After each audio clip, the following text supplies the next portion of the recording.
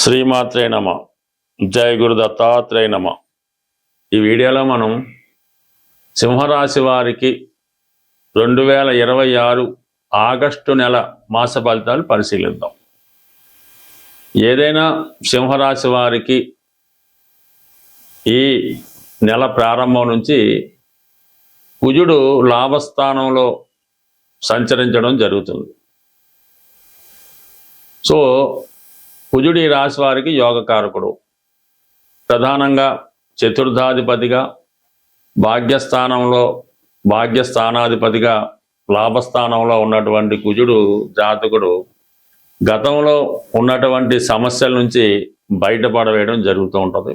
చతుర్థాధిపతిగా స్థిరాస్తులు, భూములు మొదలగు వాటి మీద ఉన్నటువంటి సమస్యలు పరిష్కారం అవుతాయి.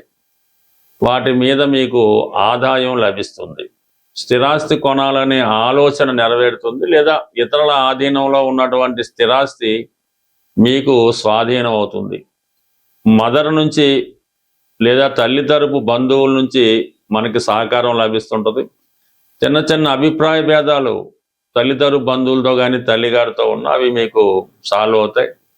భూమి సంబంధించిన విషయాలు, స్థిరాస్తి సంబంధించిన సెటిల్మెంట్లు, అన్నదమ్ముల మధ్య స్థిరాస్తి పంపకాలు ఇవన్నీ కూడా ఈ సమయంలో మీకు పరిష్కారం అవడం జరుగుతుంది. ఇక మీకు భాగ్యాధిపతిగా లాభస్థితి, విదేశ మిత్రులు సహకరిస్తారు, దైవ బలం కలుగుతుండదు. భాగ్యాధిపతి లాభస్థానంలో ఉన్నప్పుడు గురువుల యొక్క ఆశీర్వాదం, తండ్రి గారి యొక్క ఆశీర్వాదం లభిస్తూ ఉంటుంది. ప్రధానంగా తండ్రి తరపు బంధువులు మనకి సహకరిస్తూ ఉంటారు. అలాగే ప్రభుత్వం బంధువులు కానీ, రాజకీయ నాయకులు కానీ, డిపార్ట్మెంట్ వారు కానీ సహకరించి మీ యొక్క ప్రతి ప్రయత్నంలో కూడా వారు అండగా ఉండడం జరుగుతుంది. బట్ ఏదైనా కుజుడు మీ జన్మజాతకంలో ఉన్న బలాన్ని బట్టి కూడా ఇప్పుడు లాభస్థానంలోకి వచ్చినటువంటి కుజుడు యొక్క సలహాలు, సంప్రదింపులు కానీ, సహాయం కానీ ఆధారపడి ఉంటుంది. ఇక 12వ స్థానంలో మరి ప్రస్తుతం 2 గ్రహాల సంచారం, రవి వ్యయస్థాన సంచారం వల్ల ప్రభుత్వానికి చెల్లించవలసిన ట్యాక్స్లు వగైరా చెల్లించడం కంపల్సరీ అవుతుంది. అలాగే ప్రభుత్వ అధికారుల నుంచి కొన్ని ఇబ్బందులు ఎదుర్కొంటూ ఉంటాయి. అలాగే వ్యక్తిగత ఆరోగ్యం కానీ, మీ కుటుంబంలో పెద్దవారి యొక్క ఆరోగ్యం కానీ ఇబ్బంది వల్ల డాక్టర్లు కానీ, హాస్పిటల్ కానీ సందర్శించవలసి ఉంటుంది. అయితే గురువు కూడా 12వ స్థానంలో ఉండడం వల్ల ఇది పెద్ద ఇబ్బంది అయితే కలగదు, కానీ కొద్ది ఖర్చులు ఎక్కువ పెరుగుతుంటాయి. గురువు వ్యయ స్థానం వల్ల ఆగిపోయినటువంటి పనులు తిరిగి పునఃప్రారంభం అవడం జరుగుతూ ఉంటుంది. ఈ సమయంలో మీరు ఏదైనా విద్య మధ్యలో ఆగిపోయింటే దాన్ని తిరిగి కంటిన్యూ చేయించు. ఏదైనా ఒక వ్యాపారం కానీ, ఉద్యోగ ప్రయత్నం కానీ మధ్యలో ఆగి ఉంటే దాన్ని తిరిగి ప్రారంభించడం వల్ల కొంతవరకు మీ యొక్క జీవితాశయం నెరవేరే అవకాశం ఉంటుంది. అలాగే మరి బుధుడు ఈ ఆగస్టు 5వ తారీఖు నుంచి బుధుడు కూడా రాశిలో ప్రవేశిస్తాడు. సో అక్కడ రవి కూడా బుధుడితో కలిసి బుధాదిత్యం ఏర్పడినప్పుడు కూడా 12వ స్థానంలో ఉన్నటువంటి గ్రహాలు ఎప్పుడు కూడా ఇతరులకు సహాయపడడానికి అవకాశం ఉంటుంది. ఎక్కువ అవుట్ గోయింగ్ మనీ కనబడుతుంది. అయితే విదేశంలోనో, దూర ప్రాంతంలోనో ఉద్యోగ ప్రయత్నాలు చేస్తున్న వారికి కానీ, దూర ప్రాంతంలో ఏదైనా పని మొదలెట్టాలనుకున్న వాళ్ళకి ఇది చాలా అనుకూలంగా ఉంటుంది. సో ఓవరాల్గా బర్డెన్ మాత్రం చాలా ఎక్కువగా, ఫైనాన్షియల్ బర్డెన్ చాలా ఎక్కువగా ఈ నెలలో ఈ సింహరాశి వారి మీద ఉంటుంది. మరి ఏది కూడా తప్పించుకునే విషయం ఉండదు, అన్నీ కూడా కంపల్సరీగా చేయవలసి ఉంటుంది. అంటే గురువు వాళ్ళ పిల్లల కోసం, బుధుడు వల్ల వ్యాపార వ్యవహారాలు, రవి ఉండడం వల్ల ట్యాక్స్లు, పన్నులు వగైరా వగైరా ఇవన్నీ ఉంటాయి. అయితే మనకి ఈ సెప్టెంబర్ 17వ తారీఖున మరి ఆగస్టు 17వ తారీఖున మనకి రవి రాశిలో ప్రవేశించడం జరుగుతుంది. సింహరాశిలోకి రవి రావడం, అక్కడ ఉన్నటువంటి కేతువుతో కలియడం జరుగుతూ ఉంటుంది. ఇది కొంతవరకు ఉన్నత స్థాయి అధికారులకి, రాజకీయ నాయకులకి చాలా వరకు వారికి గుర్తింపు, ప్రాధాన్యత పెరుగుతూ ఉంటుంది. ఎక్కడికి వెళ్ళినా కూడా ఒక సముచిత గౌరవం లభిస్తూ ఉంటుంది. వ్యక్తిగతంగా మీరు చిన్నవాళ్ళంటే మీ తండ్రి గారికి ఇటువంటి హోదా కానీ, గౌరవం కానీ లభించే అవకాశం ఉంది. మీరు మరీ పెద్దవారంటే మీ పిల్లలకి ఇటువంటి హోదా రావడం జరుగుతూ ఉంటుంది. సో ఏదైనా మరి సెప్టెంబర్ 17 తర్వాత జాతకుడు తను ఆర్థికంగా చాలా బలంగా పుంజుకోవడం జరుగుతుంది. వ్యక్తిగత సామర్థ్యం పెరుగుతుంది. బట్ ఏదైనా సెప్టెంబర్ 17 తర్వాత చాలా సమస్యలు స్వయంకృషితోనే మీరు పరిష్కరించుకోవడం జరుగుతుంది. బట్ ఏదైనా ఈ నెల 17 తర్వాత లాభస్థానంలో ఉన్నటువంటి కుజుడు, రాశి యందు ఉన్నటువంటి ఈ రవి, ఈ రెండు కూడా మీకు చాలా వరకు సంపూర్ణంగా సహకరించడం జరుగుతుంది. అయితే అష్టమ శని ప్రభావం, అష్టమ స్థానంలో ఉన్నటువంటి శని వక్రించడం వల్ల మరింత బలవంతుడు అయినప్పుడు కూడా కొంతవరకు అష్టమ శని ప్రభావం నుంచి తగ్గడం జరిగి సప్తమ స్థానం మీద తన ప్రభావం చూపుతుంటాడు. అంటే సప్తమంలో ఇప్పుడు ఉన్నటువంటి రాహుతో శని కలియడం వల్ల కొన్ని కొత్త కార్యక్రమాలు ప్రారంభించడానికి కారణమవుతుంది. సో ఏదైనప్పుడు కూడా ఈ సమయంలో జాతకుడు ఆలోచించి నిర్ణయం తీసుకోవడం మంచిది. ఉన్న బర్డెన్తో పాటు అదనపు బర్డెన్ పెట్టుకోకుండా ఉన్న సమస్యలు నెమ్మదిగా సాల్వ్ చేసుకుంటే వాటికి అవే నెమ్మదిగా సాల్వ్ అవడం జరుగుతుంటది. కాబట్టి ప్రస్తుతం జాతకుడు ఎంత ఫ్రీగా, ఎంత ఫైనాన్షియల్ ఫ్రీగా ఉంటే జాతకుడు అంత మనశ్శాంతితో ఉండడం జరుగుతుంది. బట్ ఏదైనా ఈ రాశి వారు ప్రతిరోజు సూర్య నమస్కారం చేసుకొని ఆదిత్య ఉదయ పారాయణ వల్ల చాలా వరకు వాళ్ళకి మానసిక బలం పెరిగి చాలా ఫ్రీగా ఉండే అవకాశం ఉంటుంది. మనం ఈ మాస ఫలితాలు, ఈ గోచార రీత్యా వచ్చే మాస ఫలితాలు గ్రహాలు పెట్టే వాళ్ళు కాదు, మనం కట్ చేసుకుందాం.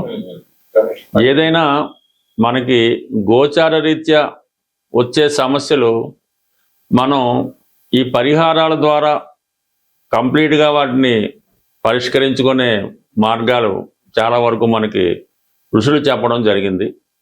అంటే మనకి ఇప్పుడు ఏలినాటి శని వచ్చింది, అది ఖచ్చితంగా ఆ ప్రభావం అనుభవించాలంటే అది ఖచ్చితంగా అయితే కాదు, మన చర్యల ద్వారా, మన క్రియల ద్వారా, మన ఆత్మబలంతో ఇటువంటి ఏలినాటి శని అవ్వచ్చు, అష్టమ శని అవచ్చు, ప్రతిదాన్ని కూడా మనం మనకి అనుకూలంగా మార్చుకోవడానికి అనేక ప్రయత్నాలు మనకి పెద్దవారు చెప్పడం జరిగింది.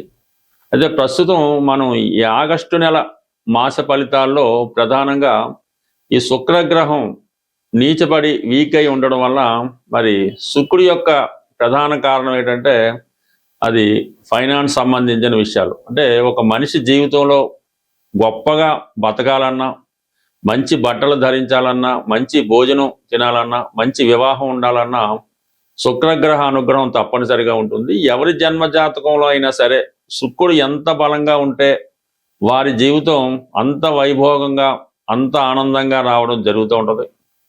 మరి ఎవరి జన్మ జాతకంలో అయినా శుక్రుడు బలహీనంగా ఉండి పాపగ్రహాలతో చూడబడినప్పుడు, కలిసినప్పుడు వారి జీవితం చాలా ఇబ్బందికరంగా ఉంటుందన్నమాట. మరి ఒకళ్ళు పెట్టిన భోజనం తినడం, మరి వస్త్రాలు కూడా సరైనవి ధరించలేకపోవడం, సరైనటువంటి పడక నిద్ర లేకపోవడం, ఇవన్నీ కూడా జాతకుడిని చాలా ఇబ్బంది పెడుతుంటాయి. కాబట్టి మరి ప్రస్తుతం ఎవరైనా సరే ఈ ఆగస్టు నెలలో కంపల్సరిగా శుక్రగ్రహ అనుగ్రహం పొందవలసి ఉంటుంది. ఎందుకంటే కంపల్సరిగా శుక్రుడు బలంగా ఉన్నప్పుడు ఫైనాన్స్ రొటేషన్ తగ్గుతూ ఉంటుంది, ఆర్థిక పరమైన ఇబ్బందులు వస్తుంటాయి, స్త్రీలు అనేక రకాల సమస్యలు ఎదుర్కొంటూ ఉంటారు, స్త్రీల వలన మనకి సమస్యలు రావడం జరుగుతుంటుంది. కాబట్టి కంపల్సరిగా ఈ వారం లక్ష్మీ అమ్మవారిని కంప్లీట్గా మీరు పూజించుకోవాల్సి వస్తుంది. అదృష్టవశాత్తు మనకి ఈ శ్రావణ మాసం కూడా ఈ నెల ఆగస్టు 13 నుంచి ఈ శ్రావణ మాసం ప్రారంభం అవడం జరుగుతుంది. అందుకన్నా వీలైతే ఈ శ్రావణ మాసం మొత్తం మీరు ప్రతిరోజు కూడా, మనం ఎలాగైతే కార్తీక మాసం ఉంటామో ఈ శ్రావణ మాసం కూడా అంత నియమంగా ఉంటూ, అలాగే కొన్ని బలహీనతల్ని విడిచిపెట్టి ప్రతినిత్యం లక్ష్మీ అమ్మవారి ఆలయానికి దర్శించుకోవడం, శ్రీ సూక్తం, లక్ష్మీ స్తోత్రం లాంటివి పారాయణ చేసుకుంటూ మీ కుటుంబంలో ఉన్నటువంటి స్త్రీలని గౌరవించడం, ఈ విధంగా చేయడం వల్ల కంప్లీట్గా మీకు శుక్రగ్రహ అనుగ్రహం లభిస్తుంది. ఈ నెలలో వచ్చే ఆగస్టు 21వ తారీఖున వచ్చే వరలక్ష్మి వ్రతం అన్నది ఎంత ఇబ్బందుల్లో ఉన్నా, ఎంత ఐశ్వర్యంతో ఉన్నా మీ స్థాయికి తగ్గట్టుగా ఈ వరలక్ష్మి వ్రతాన్ని మీరు పూజ చేసుకోవడం వల్ల విధి విధానంగా, అంటే ఎవరి ఆచారం వారికి ఉంటుంది,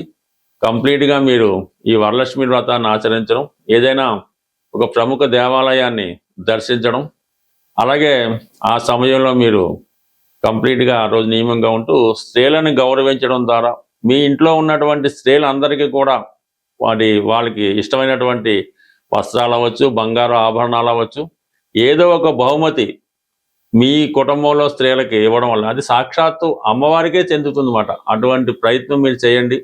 ఉన్నంతలో ఉన్నంత చేసుకోవడం వల్ల కంప్లీట్గా మీకు ఈ లక్ష్మీదేవి అనుగ్రహం ఈ ఆగస్టు నెల, అలాగే ఆగస్టు 13 నుంచి ప్రారంభమయ్యే శ్రావణ మాసం, వరలక్ష్మి వ్రతం ఇవన్నీ కూడా మీకు అనుకూలంగా మారడం జరుగుతుంది.